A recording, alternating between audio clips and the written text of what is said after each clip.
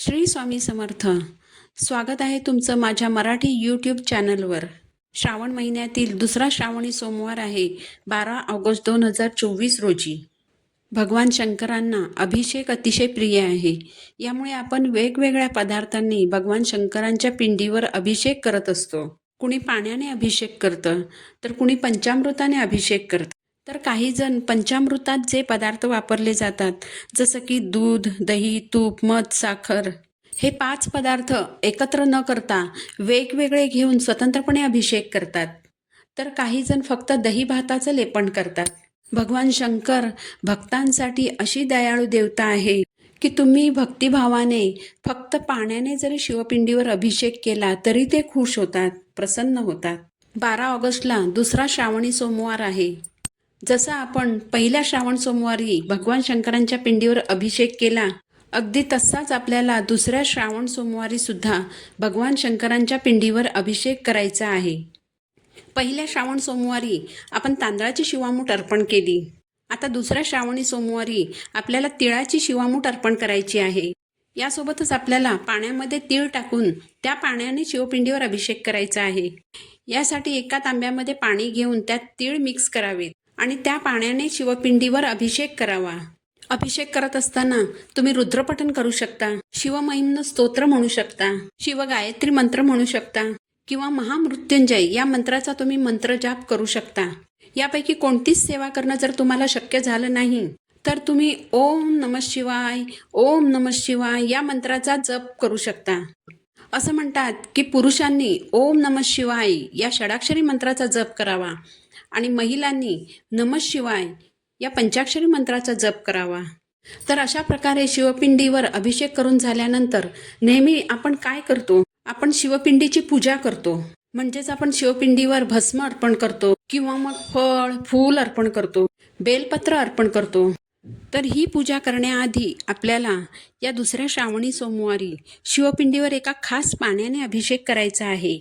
या पाण्याने अभिषेक केल्यामुळे काय होईल, तर जर तुमच्या घरात कोणतं आजारपण असेल आणि कितीही प्रयत्न केले तरी आजार बराच होत नसेल, तर या पाण्याने अभिषेक केल्यानंतर या पाण्याचे तीर्थ आजारी व्यक्तीस प्यायला दिल्यावर आजारपण कमी होण्यास मदत होते. कोणत्या खास पाण्याने शिवपिंडीवर अभिषेक करायचा, तर दुसऱ्या श्रावण सोमवारी आपल्याला शिवपिंडीवर गंगाजलाने अभिषेक करायचा आहे. सर्वसामान्यपणे प्रत्येक घरात गंगाजल हे असतंच. तर या गंगाजलाने आपल्याला शिवपिंडीवर अभिषेक करायचा आहे. तर असं हे खास जल, ज्याला आपण गंगाजल म्हणतो, ते थोडंसं घ्यायचं आणि त्याने शिवपिंडीवर अभिषेक करायचा.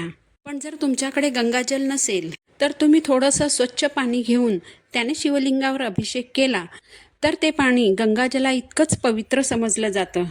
तर असं हे शिवपिंडीवर अर्पण केलेलं खास जल आपल्याला आपल्या घरातील आजारी व्यक्तींना, खरं तर आपल्या घरातील सर्व व्यक्तींनी हे पाणी तीर्थ म्हणून प्राशन केल्यास आपल्या घरातील एकूणच आजारपण, रोगराई कमी होण्यास मदत होते. जसं आपण रुद्राभिषेकाचं पाणी तीर्थ म्हणून प्राशन करतो, तसंच हे गंगाजलाचं पाणी आपण तीर्थ म्हणून प्राशन करायचं आहे. जर ही पूजा तुम्हाला मंदिरात जाऊन करता आली तर जरूर मंदिरात जाऊन करा. पण श्रावणी सोमवारी मंदिरात प्रचंड गर्दी असते, त्यामुळे तुम्ही घरातील शिवपिंडीवर गंगाजल अर्पण करून ते पाणी तीर्थ म्हणून प्राशन करा. यानंतर शिवलिंगाची कोरडी पूजा करावी, शिवपिंडीवर भस्म अर्पण करावे, धोत्र्याचे फूल फळ अर्पण करावे, बेलपत्र अर्पण करावीत, कापसाचे वस्त्र अर्पण करावे, रुद्राक्षाची माळा अर्पण करावी. यानंतर आपल्याला शिवामूठ अर्पण करायची आहे. तर दुसऱ्या श्रावणी सोमवारी जी शिवामूठ अर्पण करायची आहे ती आहे पांढरे तीळ. तर दुसऱ्या श्रावणी सोमवारी आपल्याला पांढऱ्या तिळाची शिवामूठ भगवान शंकरांना अर्पण करायची आहे. आणि तिळाचं महत्त्व तर सर्वांनाच माहीत आहे. एक तीळ 7 भावंडांनी वाटून खाल्ला होता.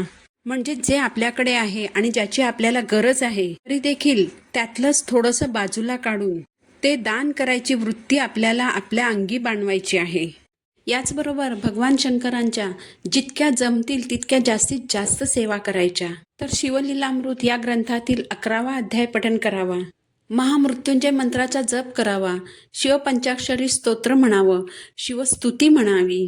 आणि या सेवा करणं शक्य नसेल तर ओम नमः शिवाय या मंत्राचा जप करावा. ही पूजा तुम्ही दुसऱ्या दिवशी सकाळी धूप दीप नैवेद्य दाखवून उचलू शकता. ही पूजा करताना काही नियमांचं अवश्य पालन करावं. पांढरं वस्त्र परिधान करूनच पूजेला सुरुवात करावी. ही पूजा तुम्ही पहाटे ब्रह्ममुहूर्तावर किंवा सकाळी 10:30 वाजायच्या आतच करून घ्या. भगवान शंकरांची प्रदोष काळात सेवा करण्याला देखील अतिशय महत्त्व आहे.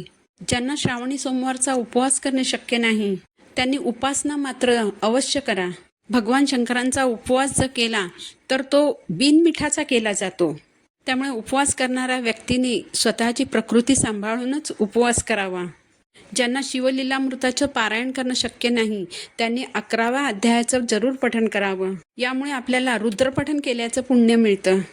अशा प्रकारे या श्रावण महिन्यात जास्तीत जास्त सेवा करून भगवान शंकरांची कृपा प्राप्त करून घ्या. झालेली सेवा महाराजांच्या चरणी अर्पण करते. पुन्हा भेटू नवीन व्हिडिओसोबत. श्री स्वामी समर्थ.